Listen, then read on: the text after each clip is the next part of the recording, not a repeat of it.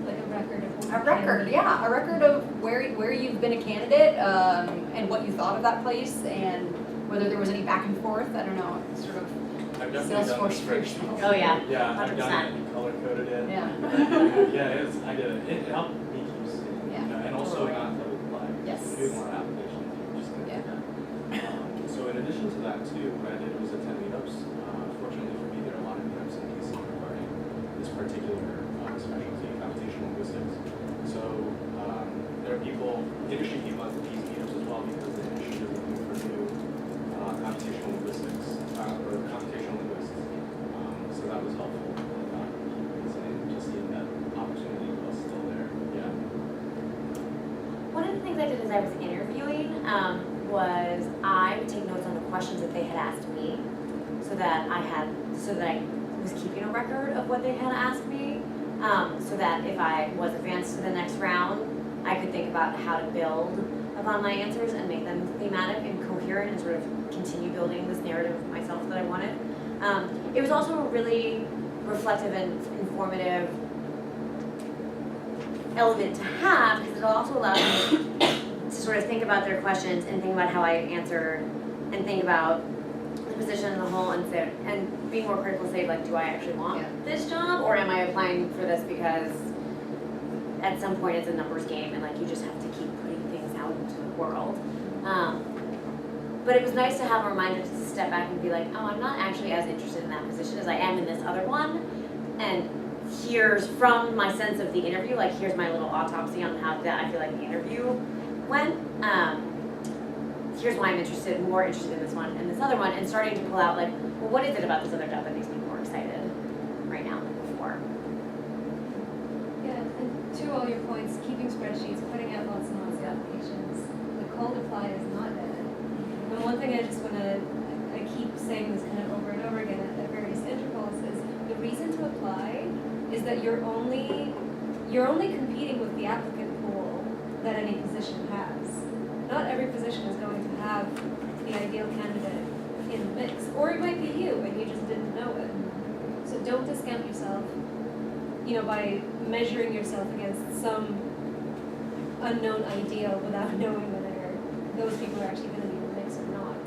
That is one of the things that I like to sort of give as a plug for actually applying. Let them decide.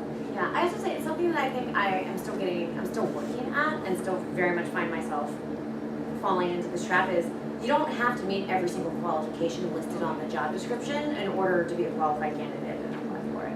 I think certainly when I was starting out, I felt like you're in the catch-22 of you need experience in order to get a job, but you need a job to have experience. And as I say, I still fall into that trap of being like, ooh, but they want that, like, they want these particular skills and I don't have that. But that's fine. Like, they're writing down their ideal person, and that person may exist in the world or they may not. And you may actually have skills where they're like, wow, we just really love the dynamism that she brings to the table. We want that. We can teach her whatever else there is. Often we're in the right positions of being enthusiastic and creating this larger than life person. Yeah. So definitely apply anyway. Yeah, they're definitely looking for new graduates with like 10 years experience. So. Yeah, that only want like $25,000. Right. Yeah. Kind of building off of that, when you guys were applying, like how early is too early? And like, did you guys start like January or do you wait longer? Like, how do you tackle that? I think it depends on what industry you're interested in and looking at. So for the nonprofit sector, they tend to run on really rapid hiring timelines because there is a lot of churn and people moving around. So that I think I started applying for jobs in like March, April-ish. That was March. And then I got my job mid-May, and I didn't start and I pushed off starting. I took off a couple weeks and started like mid-June. But I also had faith that I knew in the nonprofit sector that searches there really take about 6 to 8 weeks. And that if I was in that wheelhouse, then I was good. But it may be very different for different industries. And I was in a position where I was given a little leverage because I was willing to relocate, and Beryl loves MLC grads, but The other thing you might consider if you're applying well in advance is whether they would be willing to sort of take you on early doing your consultant role or sort of gig work. That might sort of sweeten the deal if you're able to say, yeah, I can get going for you in some capacity earlier than later. And I guess in the tech industry, you can apply whenever, but usually they do a lot of hiring in the spring semester. Interviews January and then on board in June. So that's what's interesting to you.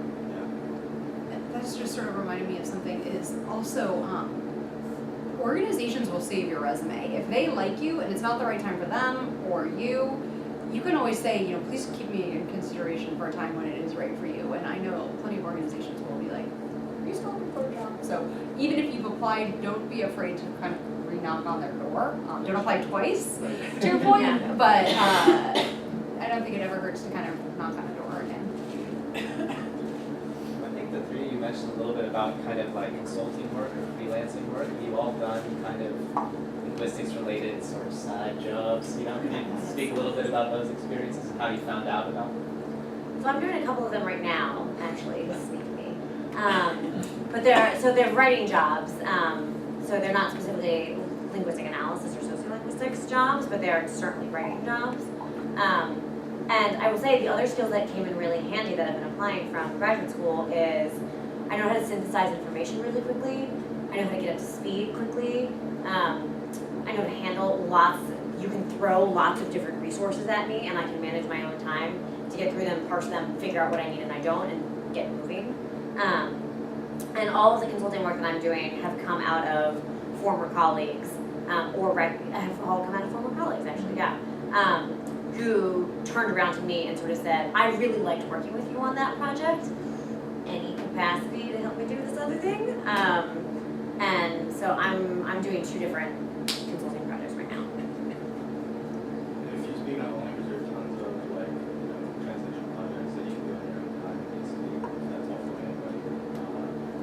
Spanish, English, a lot of And I have done pro bono consulting for the Richmond Public Defender's Office.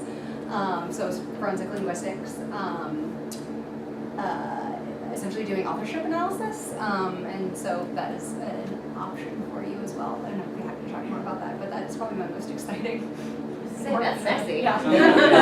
Pretty sweet. So that comes through just a friend of mine who's a public defender, and she is aware of linguistics and the role it can play in analysis. So she just called me up and sort of said, I have this letter. We've got some other letters.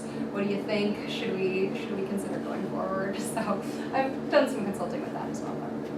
One other sort of tangential point that I want to jump off from there and make is a friend of mine from college recently wrote a blog post around the fact that she feels she's an attorney, and the blog post is all about how she's ready for the world to acknowledge that she's the actual attorney in the room because she's a millennial and she finds that she goes and meets clients and the clients who are typically older will say, well, when is the actual attorney going to show up? And she says, I am your actual attorney.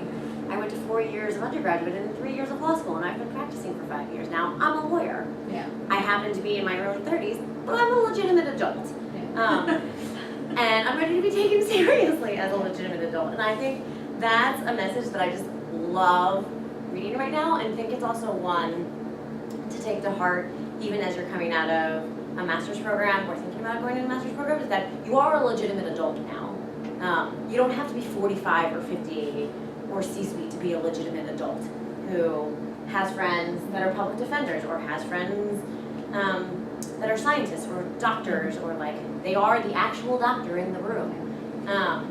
So you are an adult, consider yourself an adult. I just think that's a message of oh yeah, we're adults now. Millennials are adults. We all get treated like we're not, but we are. Everything you've ever done is real.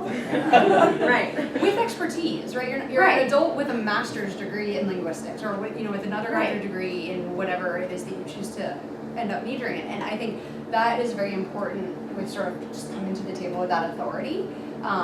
It's great for consulting. We say, I have never had a full-time job, or I've just been no, right? I have an expertise in this, and I think you own that, and people see that and they respect that. But it does take a little bit of, if you don't have the confidence, fake it till you do have it. Perhaps in the beginning. And that would apply, tying it back to your other question about onboarding, like when you're doing negotiations or actually doing an application or an interview, like definitely have the confidence there because it's very, Maybe you could speak a little bit for our undergraduates, just in terms of, I know it's kind of biased since you all are MLC graduates and did a master's program in language and communication, but do you know other people or other linguists that just kind of went straight in from undergrad or have worked with anybody like that before?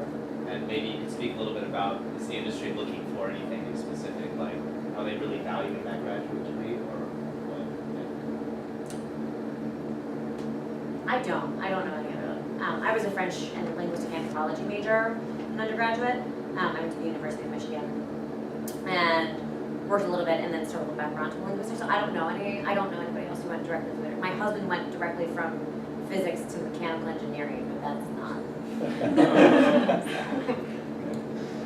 I worked at Verilog with a woman who went straight from undergraduate to the workforce. I will say for me, I am very glad that I did my master's program. I needed the MLC to help me figure out what path I wanted to be on, and I just loved it. I think if it were really up to me, I would be in a PhD program, but I enjoy being in the professional world. That being said, in terms of, so for me personally, having the master's program was a wonderful experience. I think I got a lot out of it in terms of my path. It also gave me bargaining for salary when it came time for that negotiation. That being said, my colleague who went straight out of undergrad is doing fine, doing great, is taken seriously. I think she just didn't quite have perhaps the same bargaining power when it came to the workforce and salary. Most the only example I can think of is with Emily Paces, the board cancer office that I mentioned earlier, and she just hired an undergrad straight out, a linguist from Unity to do linguistic stuff directly. So that's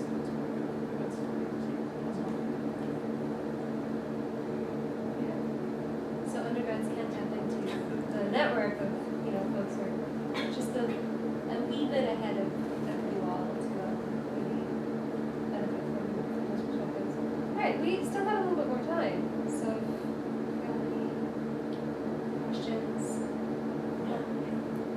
As a senior undergrad, you have plans for student grad school and aside from bargaining power, what kind of insights and skills you learned in grad school that you really appreciate coming out?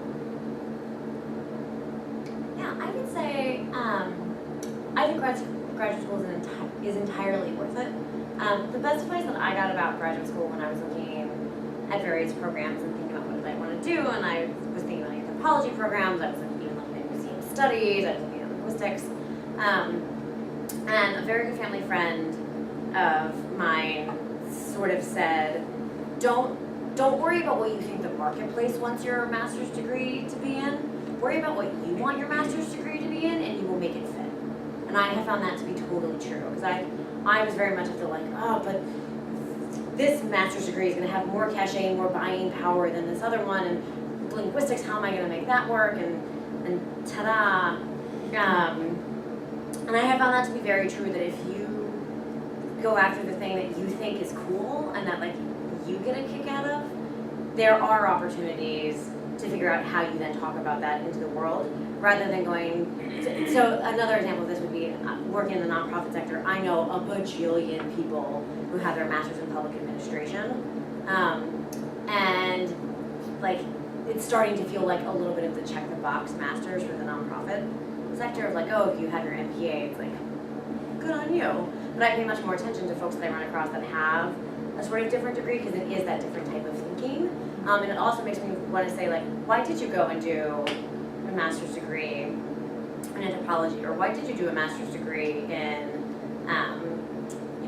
healthcare study or national affairs or whatever it may be, as opposed to that very conventional, very practical feeling master's degree, which can be really, really tempting to want to go after. But at least my happiness quotient is much higher that I have a master's in linguistics and not an MPA. Yeah, I agree with you too. I saw this quote. I thought it kept using it on me when I was making my way. I was transitioning from the healthcare field. I used to be a pediatric nurse in San Francisco, so that's a very big change. But I think the quote was maybe still, but it was do what you love to something you'll pay for it, which kind of echoes what you were saying. But also don't worry about the title or the type of degree you have, because it's really what you can do that matters. For example, in my office, there's somebody who does have a master's in anthropology and is now heading the informatics infrastructure push in this office. So going from what you would think is like a soft science, but now we're doing like a hard science capacity. It's not impossible.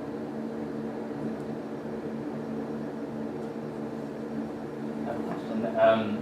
Because as an international student, when applying for a job, I think it's probably the law, the regulation, not just for school policies, but the job that we apply for has to be, quote, directly related to the field that you're studying.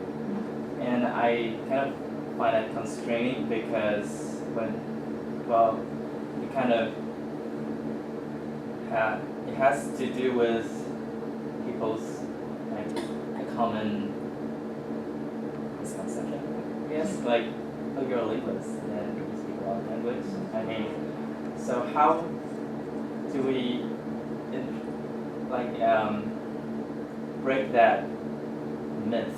How do we demystify we as a linguist that yes, I'm a linguist, but I can also do other things? Well, I think what you can do is you can start talking about what you can do. Like, if you're a linguist, you want to, at least in the tech world, talk about what you do. Like, oh, I can actually do data analysis with XYZ, and I have analyzed this data. I wouldn't take the position of like defending like, oh, linguists, they may speak other language. Like, I wouldn't take that position. I would just go into what can you do. Like, oh yeah, I'm a linguist and I analyze healthcare data using Python or whatever. And then just speak the language that the other person speaks. If you're in a job interview, for example, speak to their level and what they would understand. And I think that, for the most part, would move away from this stereotype of you just I think your cover letter is also a great place to start debunking that and to start off the script and the narrative about yourself with how you want them to understand what your linguistics background equips you to do. So not that it has to be a little treatise on the various subdisciplines of linguistics. That you don't have to be the dictionary about it. But if you say I'm applying to be a veterinarian and my linguistics background is going to enable me to do something awesome in veterinary science, and you define for them how to understand what your linguistics background does, I think taking it even one step back from where Glenn was, of your cover letter is your first moment to start defining what the narrative is, and then it intrigues them that when they get to meet you in person, they're going to ask about it. Like, they're going to want to hear more about. So I'm not as familiar with that. Like, tell me about why you really think your background in linguistics is going to help you be a great fit, for a ridiculous example. And they are going to ask, I think, just because it's out of curiosity. Why are you doing this? You're a linguist, and then that's, I guess, your time naturally. Sort of the reverse practice that we've been talking about of how do you match your sort of linguistic skills to a job description. It sounds like in your case you may almost have to sort of justify how this job fits into what you've been studying. I think it's a lot of the same skills we've been talking about, just sort of a reverse exercise, but same application. I just have a quick question about the reference. So usually when I'm searching for jobs and I saw out job positions, it would require like a reference letter, or even not a reference letter, it would be like a reference, like 3 references. And then what do you suggest for a person without any work experience, like in the United States? And how do we find references? So I'll start with that one.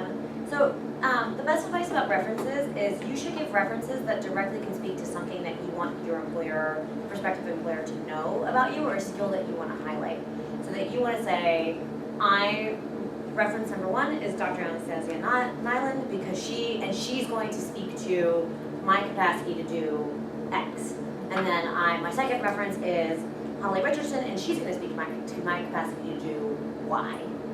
So you always want to link up your reference to the specific skill or to the specific capacity that you want the employer to know about, because that also then guides the conversation for the employer, that when they call, they know that they should talk to Dr. Nyland about one thing, and they probably want to ask me a different set of questions. So lean on your professors for references, not having a work history here, but I think taking that first specific tack of saying, Dr. Nyland can speak to the work that I've been doing in order to do X, Y, Z, or like whatever skill is relevant to the job description that you want her to be able to speak to about you. As somebody who does references, that's also really helpful to the recommender, so that we're aware of what it is about, the work that you have done with us, or the kind of relationship that we have that enables me to then, speak to certain things. So it's like you're kind of in control when you're requesting a letter of recommendation, in the sense that you're able to both convince your recommender to recommend you, and it shouldn't be very hard if you're doing the right people, and then also enable the recommender to do their best to speak to your strengths. And don't always assume that a recommender has to be a superior. I think it's nice to do a 360 in some cases, where you have a superior up here and someone that you have managed. So if you have that option. But also to Holly's point, professors, if you volunteered, anyone you've worked with in that capacity, you can think of sort of more creative ways in which, outside of your family, that you've interacted with folks. Because your references aren't so much about what's the title of the person that they're talking to, it's they want to know about they want the validation of the skill that you say you have. So some references will be very specific about, they all have to be supervisory relationships. But in some cases, if they haven't made any specification, then doing exactly what Kathryn is describing is a great tactic, because it allows you to pick people that are going to speak to the things that you want spoken to, as opposed to worrying about like, they don't all have the fanciest title. Great question. Holly, I was wondering if we could talk a little bit more about what a narrated cover letter looks or sounds like, especially in comparison to one that's just a cover letter. And it's just telling you. So Dr. Tannen actually gave me really great advice on this front. Your cover letter should have a thesis. Your cover letter shouldn't just be, I'm applying to this job and I'm really well qualified and here's a list of what I've done in the past. Like, I can get your life chronology off your resume. So I don't need a recitation of what you've done and where you've been. I want your thesis statement about why should I pick you for this job? Why do you stand out? Why should you grab my attention? That should happen within the first paragraph. Your second paragraph should be a pivot to what are the hard skills that match up with that job. So matching specific examples. This is my sort of the formula that I use in my cover letters. Your second paragraph should be what are the hard skills that match up with the job, so that you just get past that initial screen. And even if you don't have every single skill on that resume, pick out the couple that you do and give very concrete examples of, I know how to use Salesforce for donor management because I used it at this organization and I helped create this new functionality, or I used it to run these reports, or I taught other people how to do it. Ta-da. Third paragraph should be about the soft skills. So there's a difference between skills and abilities. Skills are hard skills so my father is also a career consultant, and this is a little bit of his spiel. But he defines it as skills are those hard things in life, like I know Russian, I know Drupal, I know Salesforce, I know these platforms, I know how to drive stick shift. And your abilities are, what are your natural inclinations? What are your proclivities? What are the things that you bring to the table as a person with a personality that are unique to you and have helped you be successful in some example in your life? So that if this is a job that requires a lot of, in my role, for example, donor-facing communications, where I go on meetings with donors, I want to talk about how my, like, what kind of, a little bit about what kind of personality I have and other meetings that I've gone on and what other supervisors have said about me in past performance evaluations. Leaning on other people's evaluation of you is a really strong tactic because everybody can say, I am amazing. I am like the best thing that's gonna happen to you in this job. And it's much more convincing to have your cover letter say something to the effect of, my supervisor at XYZ company in my latest performance evaluation complimented my work ethic and said that I produce more in a week than other people do in an entire month. Like, that has a lot more weight to it because it's externally validating. And then your final paragraph should be about why are you interested in this job? What about it excites you? What about that company? What about that culture? What about this experience? Why this opportunity at this point in your career? So leave the you part of it for last. So again, it's thesis statement about what you're going to be able, what value are you going to create in the position that you want to take? What hard skills can they just rest assured that you have so you can pass that screen? What are the soft skills that you're going to bring to it so that they know that you're a good person to work with in this role and that you get that it's more than just plugging in data fields in Salesforce? And then finally, shortly, at the end, what interests you about it? Because you have to remember, like, that's fine and good that you have desires and wants. They really want to know, are you going to work in the role? Are you creating value for me? That's what the entire job interview process is about. It's how do you create value for me? So, there's my, like, spiel about it. Helps to have a father's career. So if you're a disgruntled lawyer, I know a guy who can help you out. Okay, so we're out of our regular time, so I just want to thank all of you for joining us today. I think we can all agree that it created tremendous value for us. So yeah, thank you.